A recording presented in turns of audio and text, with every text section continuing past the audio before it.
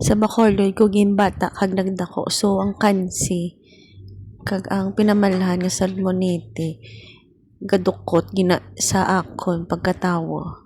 Di kay may napahigad ko ng ligad nga sabaw te initon ta na naging pa frozen ko man ti goods pa.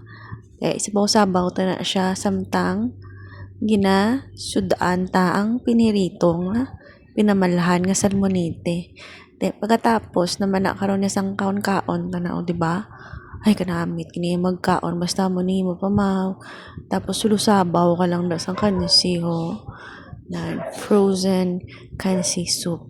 Nagpahigad ko na sang sabaw sang nagligad ka nagluto ko.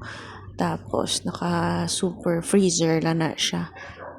Kung madumduman amo na pag init-init, o, di ba? Ito kasampat ay sa kaon-kaon mo yung duga kansi-kansi ka lang. Kabudlay daan magluto sa kansi kay kadugay sang oras. O, di ba? After ka naman niya magkaon, ara ay nan kita ka na may bukayo kuya. Katapos kasang imo nga salmonite kag sabaw sang kansi, ang imo naman yung dessert na bukayo. Namit-namit nga pamahaw O, di ba? Kaon?